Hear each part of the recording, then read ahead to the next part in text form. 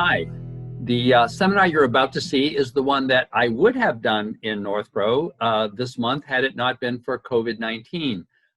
This seminar is focused on a very relevant issue, keeping strategies to keep yourself at home and keep your loved one at home during this pandemic, during a time where people are especially worried about the alternatives of anybody needing to go to a nursing home. So I hope you'll enjoy the program. If you have any questions regarding any of this, please give me a call. My direct line is 508-860-1470, or my cell is 508-596-5526.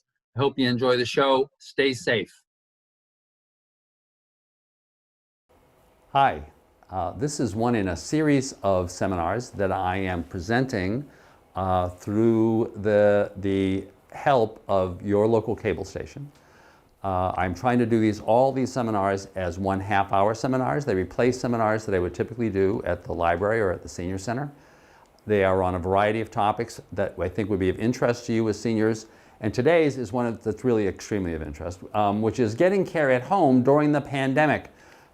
We have now lived through several months of all of the pandemic and realize that for the rest of the world, life is starting to return to normal. But for folks who are seniors or who are helping someone who is a senior, especially someone who is not well or someone who has memory issues, they are especially concerned about this issue, about making sure that during this time, they, to the extent that the people that they love need care, they don't have to go to a nursing home if at all, and can avoid it if at all possible. So that's what really this is about. So you've met my friends before, Frank and Mary, and their kids, Peter, Paul, and Mary Jr. And Mary and Frank's basic goal in life is to stay in their house until they die and be buried in the backyard. They own a house that's worth about $300,000. Frank has an IRA worth about $200,000. They have joint savings of about $200,000, so they have about $700,000 in assets. Frank gets Social Security of $2,000 a month, and Mary gets half of his, $1,000 a month. They want to live in their house until they die. So for the goal of this presentation is to help you think about how Frank and Mary could deal with that if Mary were just not feeling well and needed to decide whether she needed to be in a skilled nursing facility because of physical or cognitive issues, or whether she could stay at home. Definitely her goal is to stay at home at practically all costs, while at the same time keeping the possibility of living in the nursing home in the future in mind. So in terms of how your planning is being figured out. So the first question for Mary, the first question is it safe? Is there a way that we can structure things so that Mary can stay at home?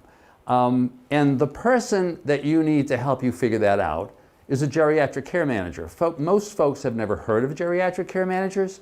They are people who are typically had a background in nursing or social work, but decided that their real mission in life is to help seniors figure out how to deal the issues that come up around being a senior, especially if you have medical issues. And so a geriatric care manager, and if you contact us, I'd be happy to connect you with some of these geriatric care managers. They can typically help you with all of these questions, right? They're typically social workers or nurses. They're going to help you figure out how you can make that house safe enough so that Mary can stay, staffing, where you could find it and what the possibilities are for getting it, and then resources, how you can be helped with paying for all of that. Other folks that you could talk to about these issues are often folks at the senior center. There probably is a social worker or other staff at the senior center who can help you think out many of these same things, or the folks at the ASAP, the Aging Services Access Point. I work in two areas, and one in central Massachusetts. That ASAP is Bay Path Elder Services. In the other, in Nantucket and Martha's Vineyard, the ASAP is Elder Services of Cape Cod and the Islands.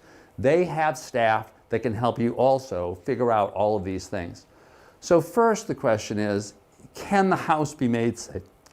Can the house be made safe?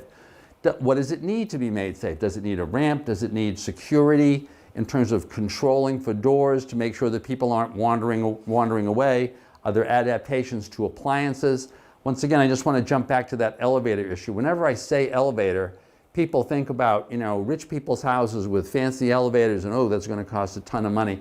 So actually one of my in-laws is now adapting their home, they live outside of DC, by putting in an elevator.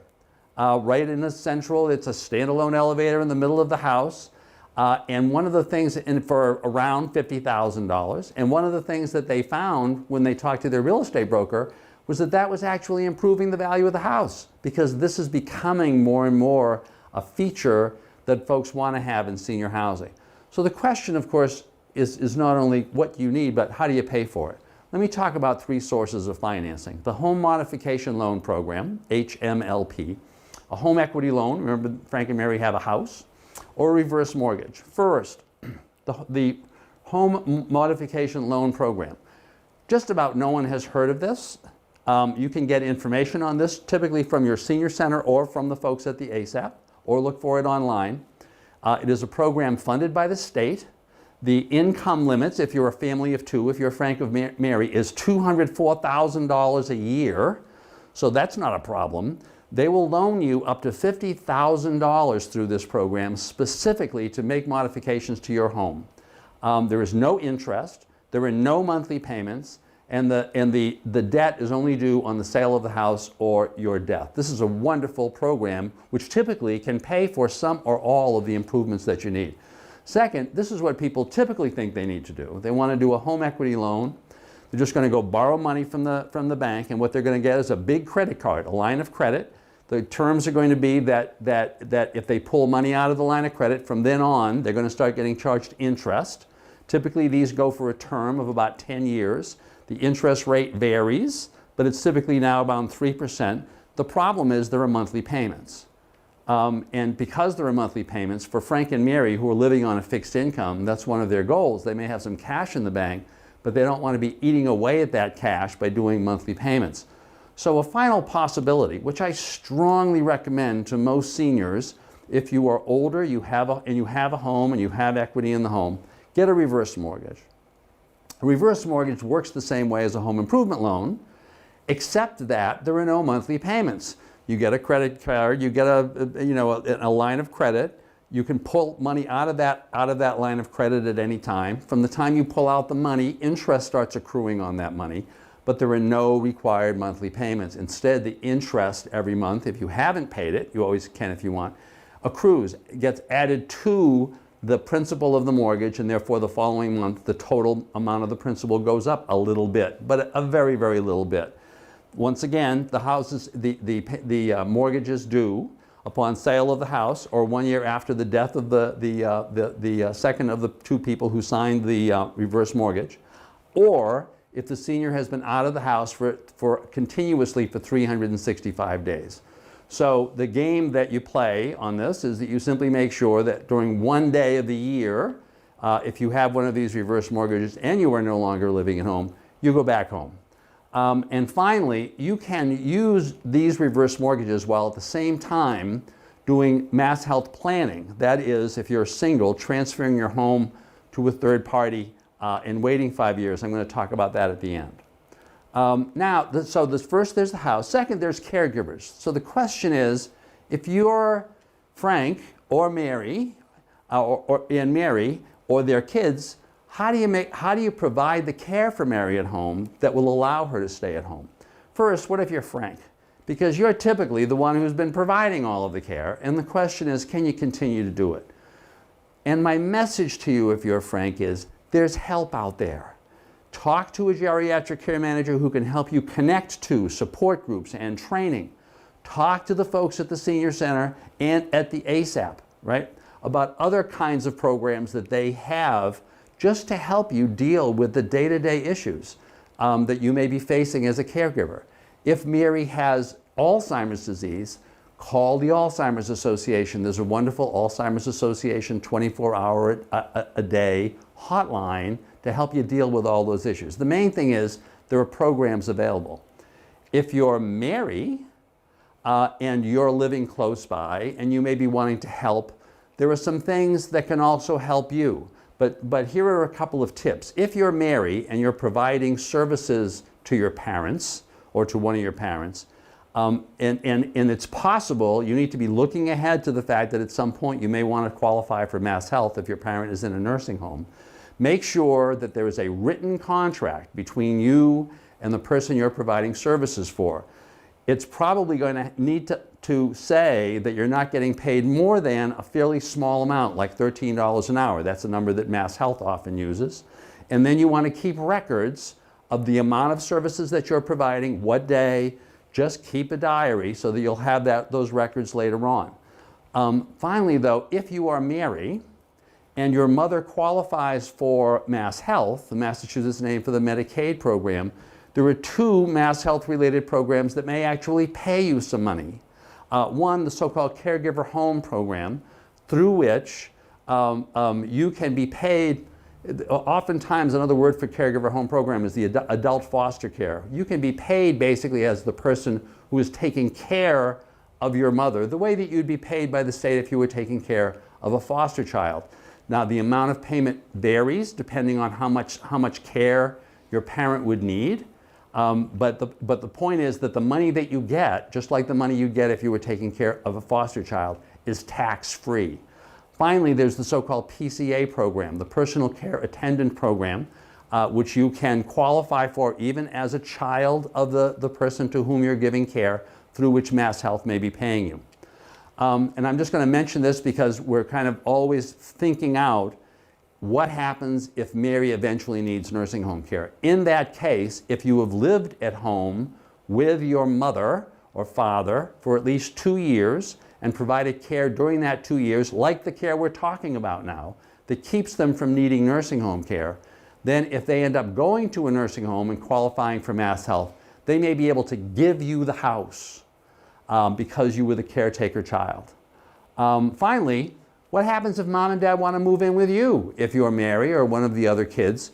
I'll just mention a couple of things. First, if that happens, Frank and Mary have the ability to buy an interest in your home called a life estate, an interest that terminates at the end of their lives, as long as they have purchased it and stayed in the house for at least a year before Mary needed nursing home care. As far as Mass Health is concerned, that purchase will have been not a gift to you as the children, right, but a legitimate purchase of an interest in property. If your parent ends up needing nursing home care, their life estate may get liened, but following their death, the lien will evaporate. You'll end up still with owning your home.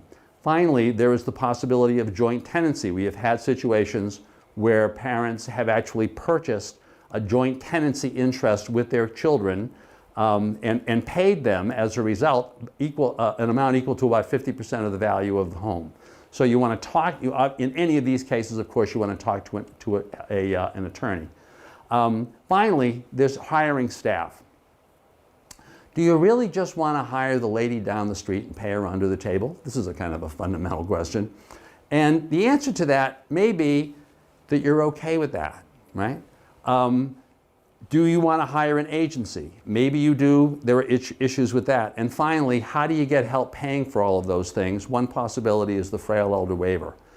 If you're paying someone informally, under the table, just understand the risks that you are taking. First of all, that person, for Internal Revenue Service purposes, is an employee. And you, as an employer, are supposed to be withholding taxes from some of the money that you're paying that person.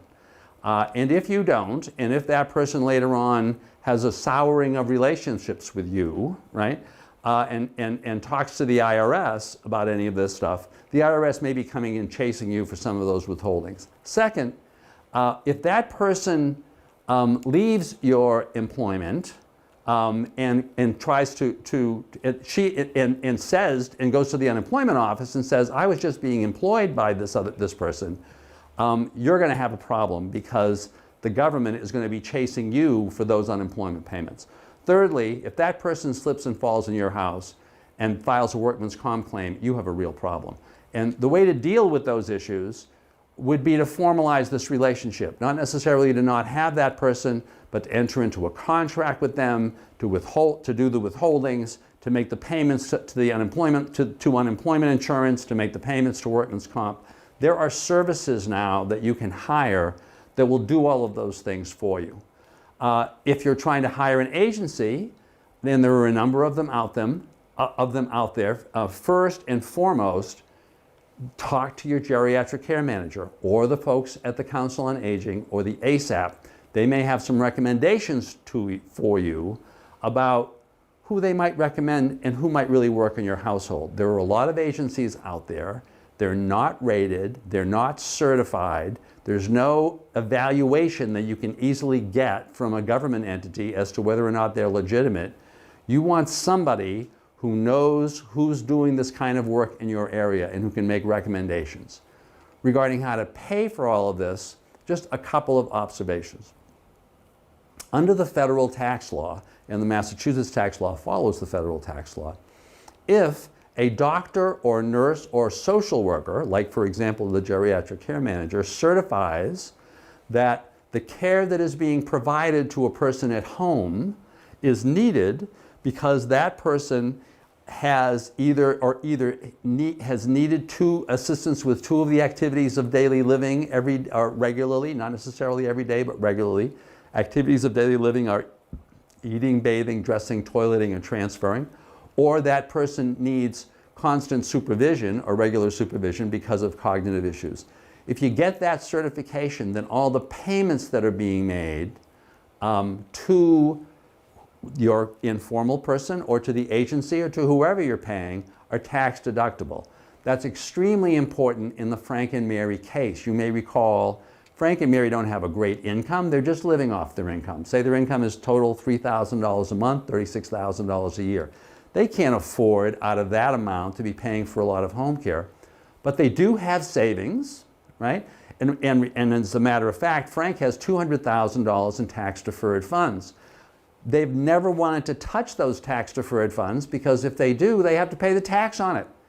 Except, suppose in this situation, you're trying to provide for home care for Mary, and it turns out that that home care is going to cost you an extra $20,000 a year or $30,000 a year for a few years, especially, or for a year while you're trying to wait out this pandemic, right?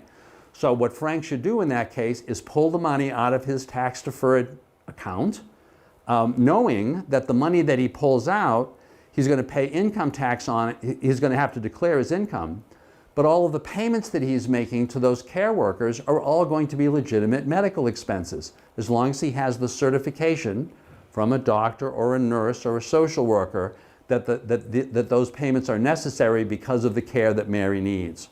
That's first. Second, there's that reverse mortgage again, right? The reverse mortgage, in this situation, you certainly don't want to go for a home equity loan, because for Frank to be making the home equity monthly payments as well as paying for the home care would just be too much of a burden. This is a natural situation for the use of a reverse mortgage. And if you've got a home equity loan, which many people do, one of the things that the reverse mortgage will do is pay that off and ideally allow you to tap into some additional resources with which to pay for the home care.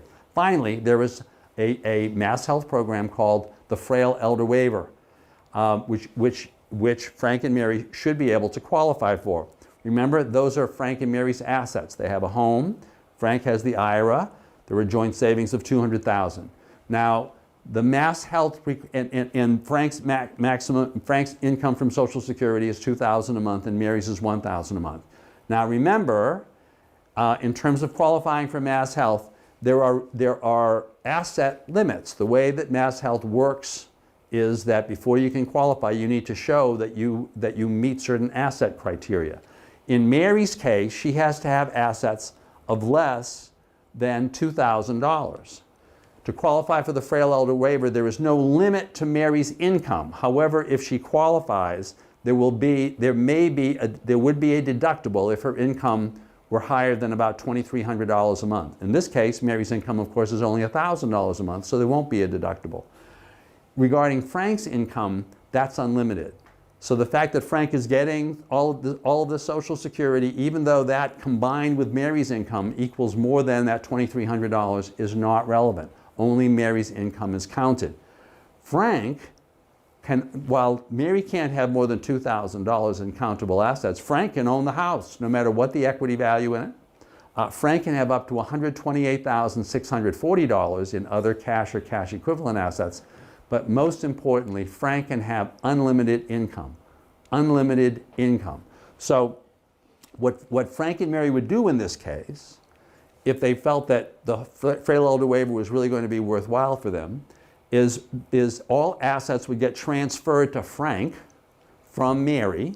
We'd take Mary off of the bank account. We'd do a deed from Mary and Frank to just Frank regarding the house, which, by the way, just in parentheses, this is the reason why for seniors of all ages, I tell them, the most important thing you can do as far as your estate planning documents is to have the healthcare proxy and a power of attorney.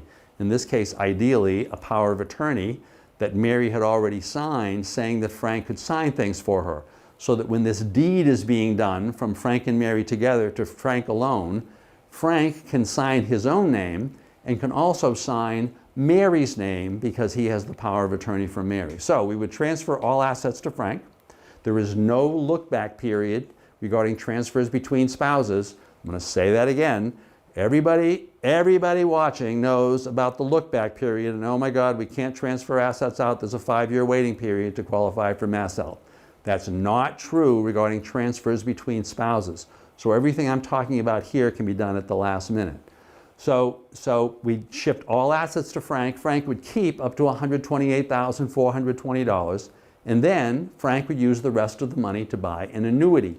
The reason why he's buying this annuity is as a way to convert his asset, which is throwing him over the magic number here of $128,640, into an income stream. Because remember, Frank can have infinite income. So Frank could go buy an annuity, and as long as that annuity has these characteristics, it calls for equal monthly payments over a term that is shorter than Frank's actuarial life expectancy, and by the way, it can't be cashed in ahead of time. The whole point behind the purchase of this annuity is you're turning an asset into an income stream, which wouldn't be the case if you had the ability, if Frank had the ability at any time to go get the asset. So the payments have to be due over this term, and as long as that happens, the day after Frank buys that annuity, Mary can qualify for Mass Health. By the way, a question always comes up regarding these, where people say, well, then what happens to the rest of the payments? What if Frank dies? Well, if Frank dies, Frank can specify in that annuity that Peter, Paul, and Mary Jr. get the money, or that a trust for the benefit of Mary gets the money. This money would not be subject to any Mass Health lien regarding any of the care that had been provided for Mary. So Frank can asset and Mary can asset restructure at the last minute before Mary qualifies for Mass Health. Once she is on the frail elder waiver, Mass Health will pay for up to 40 to 50 hours of home care per week.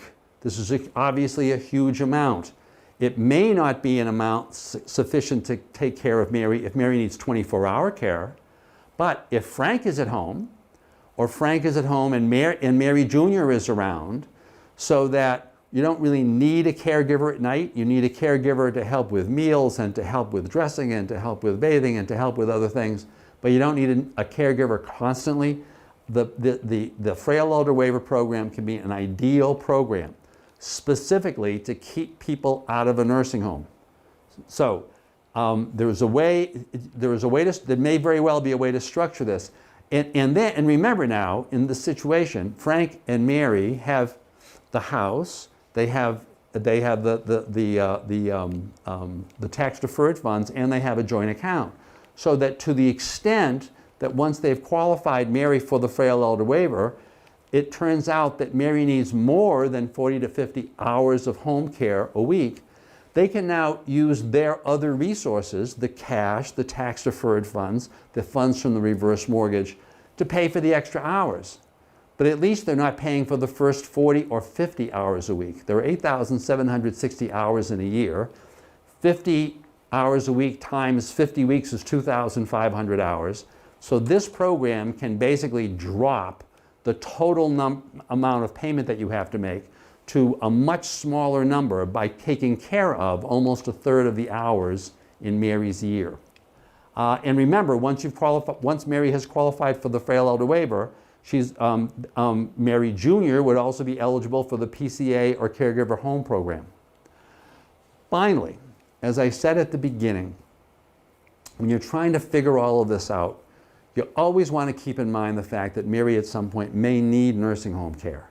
Unfortunately, the diseases, Alzheimer's and MS, there are a number of diseases that have dementia as a symptom, or diseases that have this kind of ongoing need for physical help as a symptom. These diseases don't get paid for by Medicare. Don't get paid for by Medicare. So, and they are mostly diseases where the symptoms just keep getting worse. People don't get better from Alzheimer's, and they don't get better from MS. So you need to be planning always, knowing that at the end of the day, Mary may need nursing home care. So given that fact, you want to make sure, if you're Frank and Mary, that you try to protect the assets as much as possible. Now, as I mentioned to you, to qualify for Mass Health, Mary can qualify almost right away while Frank is alive, because all assets can simply be shifted to Frank. But what if Frank dies? What if Frank is taking care of Mary at home and Mary's health really deteriorates and Frank dies? Frank has a heart attack. At that point, if Mary becomes the owner of all the assets, Mary's got a problem because she has more than $2,000 in assets. Frank can take care of that, though, by having a will that says when he dies, any assets that are in his name will at that point go into trust for the benefit of his wife. He can name one of his kids as the trustee. If he structures things that way and then dies, all the assets are going to end up safe. Finally, what if in this situation Frank has already died and it's Mary Jr. and the family that are trying to figure all of this out, right?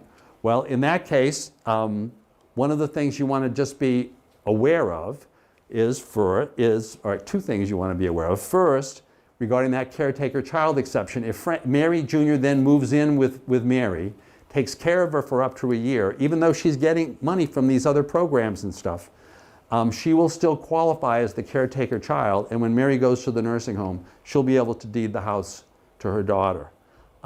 Finally, be aware of the fact that Mary could make gifts to her children during all of this time if she's not on Mass Health, but if she ends up going to a nursing home, the gifts that she does make are going to be subject to that look-back period. So this was a lot of information. If you have any questions on any of this, you can call me at any time at my office. The number is 508-860-1470, or email me. You can email, or you can connect us. You can connect with us at our website. I hope you enjoyed this program. This is part of a monthly series. We'll be doing a number of these during calendar year 2020, and we'll see you next time. Thank you.